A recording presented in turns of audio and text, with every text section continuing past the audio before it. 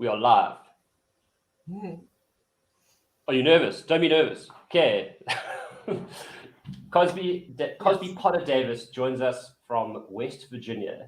Cosby joined us in April 2021, and 8 or 9 months later, 7 or 8 months later, Cosby is down 14.5 kilograms, and she is here to talk to us today about her transformation.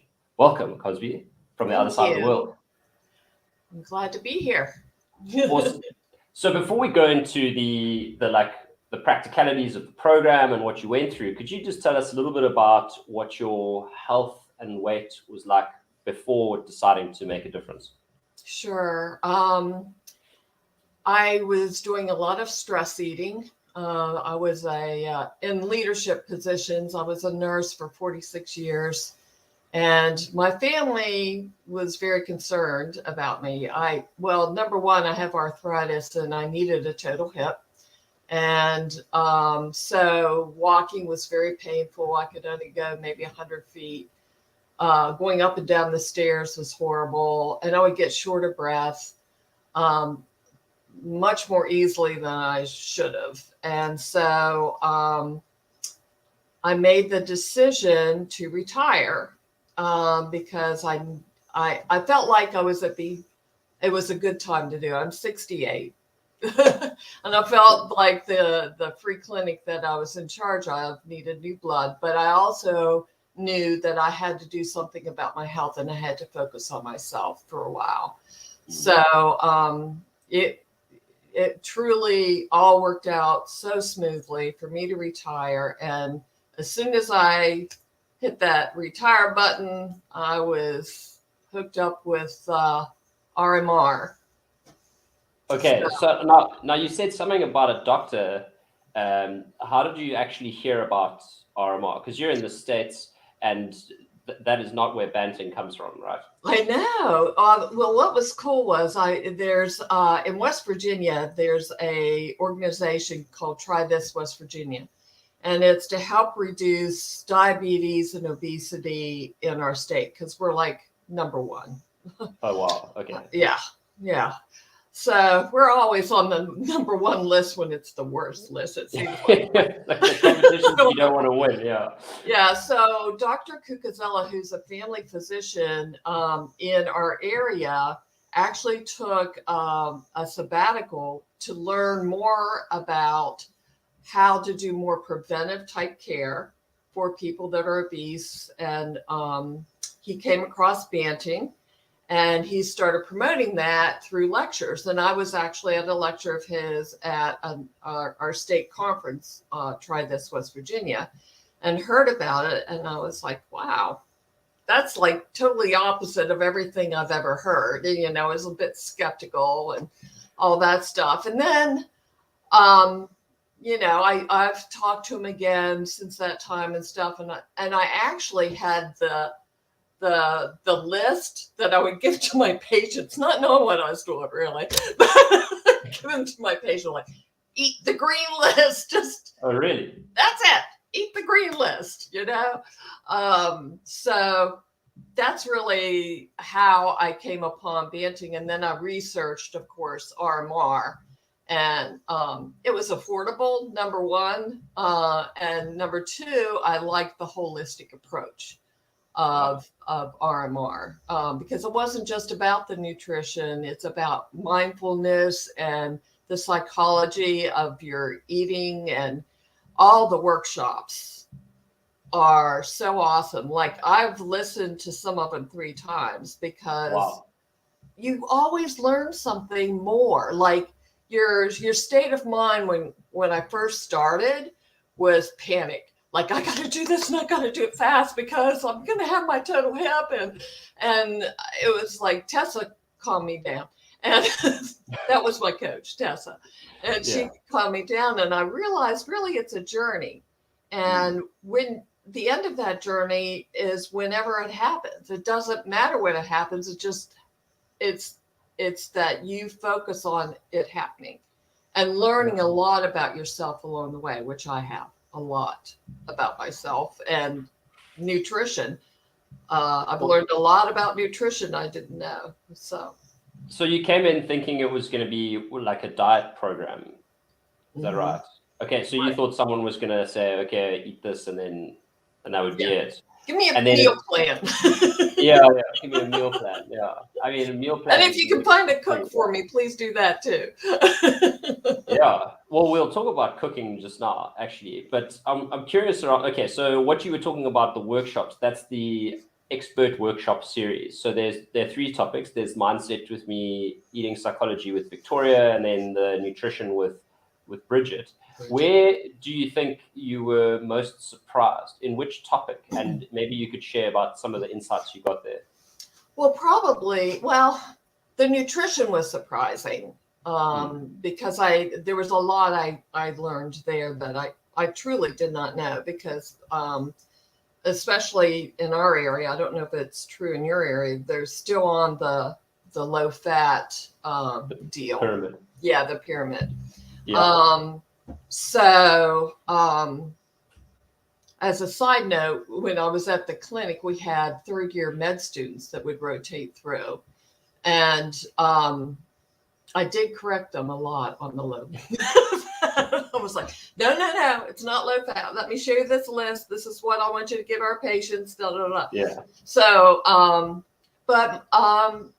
gosh, the psychology and the mindfulness was so impactful because it just really helped you explore your own thoughts about your body, period. I mean, it's not just the nutrition, but it's about how you view food, but also just like being in the moment and forgiveness of yourself. I think that was the biggest thing I learned, to have grace for myself when, like, okay, so I went out to lunch the other day and I had a beer with my husband, and it was like, that's okay. I counted this in. It's all right. You know, it's okay to have that every once in a while. It's, that type of thing. So just to have grace instead of beating yourself up. Yeah, that shame really gets people. It actually, I think it's like we seem to think that the best way to like stay on the straight and narrow is if we're really hard on ourselves. And I think like one of the insights I hear coming up the most often is actually you're more likely to stay in the game if you almost allow things to happen and then be super kind about it. I mean, has that been your experience? Exactly. And to learn from it, you know. For example, Thanksgiving, that was tough. Thanksgiving is just about eating. We're thankful, but it's about everybody gathering and eating a lot of food. My daughter-in-law was very kind and made sure that there were things I could eat, but I could not resist having just a little bit of stuffing. Oh my goodness. I had the worst stomach ache after eating that. And I was like, man, I can never do this again. I felt so bad for a whole day. That's all about really, learning. Yeah, it's so interesting because a mate of mine actually went to a gastroenterologist the other day, having crazy tummy problems, and the guy asked him, this was his analysis for gluten. Just said, do you get sore after you eat gluten? And he said, no. And then he said, and what about dairy? He said no. And that was his full examination for like, are you gluten intolerant? But my experience is exactly what you said, where people don't realize the discomfort, and only after going off it and like healing the whole gut and then going back do you realize how severely intolerant you may or may not be. Yeah, you have no idea until you're like off of it totally, and then when you try to go have just a little taste of something, forget it, folks. It just it's not worth it. It really isn't. So you've done really well here. It sounds like you've lost steady weight over the period, which I actually like. It means you're not like going, like depriving yourself and starving. What are some of the big changes you made to your diet? Maybe you had like a before and after standard dinner. Like maybe people watching want to know what you're actually eating. Right. So I did have a lot of carbs in my diet. Like an evening meal would always have a potato or rice or pasta, something, because I grew up that you had meat, you had vegetable, and you had a starch. Yeah. So that's what I've done. And so just adapting to not having that starch was big. The other big thing, I am a sugar addict. And so going off all that sugar, especially chocolate, that was like always my reward. Oh, I've had a tough day. I need some chocolate. Like that. Yeah, soothe the pain. Yeah. Yeah. And going off, any type of sweets was hard, but after a couple weeks, and honestly, I've made some things for other people and I don't care. I don't touch it. But let's talk about rewards for a bit, because one of the things we hear is, I've got to reward myself with something, and that's why the cheat meal shows up, or the bender, or whatever. So how do you see that now? I honestly am not one of those people that needs rewards. I guess I'm kind of weird, but my reward was stepping on the scale and seeing, or measuring my waist and seeing that it's gone down. My biggest reward has been going down like to 3 sizes from where I was. And that has felt good. Like, I'm in a medium shirt. I haven't been in a medium shirt and I don't know when, So that was actually my reward, because I'm just one of those type of people. I don't really need to have a food reward or, a star or anything like that. I just get satisfaction in doing it. Got it. And what are some of the things that you do eat? So when you are like enjoying your meals and sort of feeling, well, I was going to ask if you feel full after meals, but I think I know the answer. But perhaps you tell us about a standard couple meals that you enjoy now. Actually, I like to go into the app Diet Doctor and try to do a couple new meals a week from that. And I honestly, I have not had anything I haven't liked on those meal plans. So it's basically I have protein and a vegetable, and I really rarely eat in the morning because I'm not hungry, for one thing. But I have found that works better for me. Sometimes I'll have a very late breakfast of eggs, bacon, that type of thing. And then I might have a snack in the afternoon of maybe nuts or pepperoni or something like that. And then in my meal time, I have a protein and a vegetable. So I like steak. I love ribeye steak. Yeah. And have a big bunch of roasted vegetables. And it's super easy. Just throw it in the pan, put a little oil on it and some seasoning, and, like red peppers, broccoli, cauliflower, zucchini, that type of thing. And just eat. That's, a fairly big portion of that, because those are my carbs essentially. So you're eating real foods, though. These are. Yeah, absolutely. Yeah, no weird diet bar shakes. Yeah, and no pills, I imagine. Well, no diet weight loss pills. No. Which is, so that's the other thing I wanted to ask you about. So it says obviously you're down 14 kilos, which is already that's 28 blocks of butter that you're not carrying around on your body everywhere, which must already feel great. But could you share some other non-scale wins, just some other stuff about your life and your health that you can't see on the scale? Yeah, I have a lot more energy than I used to. I can walk a lot better since I have the total hip, obviously, but losing the weight was necessary for my arthritis, because I have a lot of joints that are affected. So having less weight on my joints has been great. I can actually walk fast now. There is this huge hill in my development. I mean, it goes forever. And I used to have to stop 2 or 3 times, and now I can just go. which is nice. Yesterday I did 18 miles on our bikes, and Wow. I haven't done that probably in 3 years, 4 years, something like that. So being able to be more active, to feel good when you're being active, that, because I'm a hyper person, I've got to Yeah. have activity. So it's been life changing. And the other thing that has been so nice is that my sons and my husband have been so supportive, and just cheering me on. And we share the Strava app.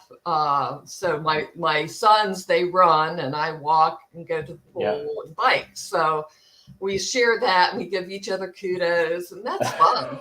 That's really fun. That's really cool. Yeah, that's like a life goal that I have with my kids. So I'm a bit envious. Oh yeah.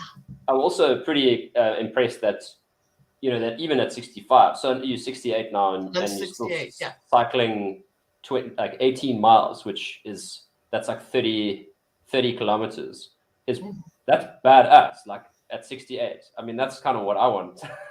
Like, that's insane. Yeah. Well, you can have it. I mean, it's that. I guess that's one of the reasons I wanted to talk to you today, is that I know a lot of people that are older think, well, I'm old, I can't do this. And that's not true. That's not true at all. It's you have to have that desire for a new life, a better life. And so you can do it at 68. There's no reason why you can't. So let's talk about the desire for a better life. And I'm just going to give some context. A lot of people show up at Real Meal with 12, often it's like even 50, 60 kilos more, sometimes 100 kilos, or which is 200 pounds. And it's like, we got to get rid of this as soon as possible, as fast as possible, and then I can get on with my life. So I'm interested in how you view health, weight, and like in the context of the future of your life. This is my life. This is totally my life now. I don't ever want to go back to how I felt before. I feel like I've gotten myself back, because I was always thin before until I hit midlife, and then I decided to gain and gain and gain. And you just feel so much better. I can't describe how wonderful it feels to feel the way I do right now. It's like I've got my body back. I've got a clearer mind, I think, too. When I first retired in that April, I was like, oh, I need a nap, all the time. And I don't. I mean, I do sometimes, but not all the time. Not like every day do I need to I got to have a nap. And that's such a waste of time. Well, napping. I mean, that's a whole other story. There's some high performance coaches out there who highly recommend napping. But I think the point is that if you volunteer to nap versus like needing one, that's a whole different game. Yeah. Right. I mean, I take times in my day just to read or whatever, but that's the nice thing about retirement too. I'm loving retirement. It's great. I highly recommend it to anyone. And maybe not wait till you're 68 to do it. Maybe go a little earlier. Yeah. Well, we can all dream. At this stage, I still have to earn my retirement. But so Cosby, look, it sounds amazing, and like you've taken us through the journey and kind of your status quo and what you see in the future. And I think people here might be asking, okay, well, like, how do I know this is for me, or is coaching the right thing for me? So who do you think would benefit from coaching? What kind of person do you think should consider coaching with us? Well, I'm actually an introvert. And so I'm very private about myself. Usually I wanted to share because I want to help people. So for me, the one-on-one coaching was perfect because having that relationship of meeting with someone once a week was great. Number one, because I don't ever want to disappoint somebody. And I never wanted to disappoint Tessa. Like, I really didn't. And she got to know me well enough to know when to pull back or to push me forward. She was really great about that, because I did go through a lot of life crisis, not just a total hip, but my mother-in-law, we had found out in March, had leukemia. She died in early July. Both of my sons went through a mental health crisis. And a lot of that was stemmed from COVID and all this craziness going on. So there were bumps in the road, and I needed that one person's support. I really, really did, because I was able to really talk to her, not only about what was going on in my life, but also how do I stay on board? How do I keep going? And honestly, I went through 2 cycles with Tessa. And then at the end of that, I felt like, well, I need some support, but I don't need it weekly. And she agreed. So I joined the Hero program, and I feel very comfortable with the group. It's small enough that you don't feel overwhelmed by everyone, and you're still accountable, like pretty much daily, to your group. You're sending, your macros, or if you're supposed to be exercising, you're supposed to be sending that, things like that. So you're still very accountable, and it helps me stay level, because winter months for me are terrible. I mean, it's a sunny day today, but last week we had cloud cover all week, and there's no leaves on the trees. It's ugly. Ugly and cold. So ugly and cold. Yeah, well, so that does affect me, but I think the Hero group is good for those that are good about sharing with a group of people, feel comfortable with it, and it does keep you accountable, and you get a lot of support as well. I mean, the group is cheering you on the whole time, so that was good for me in my second phase. Some people probably would do well with it in their first. That's great. Well, Cosby, it's been amazing chatting to you, and you've been very generous with your time. So thank you so much for joining us. And I know you're still on the Hero program, and if I'm guessing correctly, that's going to carry you through the festive season safely. I know you've ticked the Thanksgiving box. Now it's just Christmas, and New Year, and then you're into 2022. Right. With the right support. So I'm very excited for you, and I wish you all the best for the future. Thank you very much, and have a wonderful holiday. You too. Merry Christmas, everybody.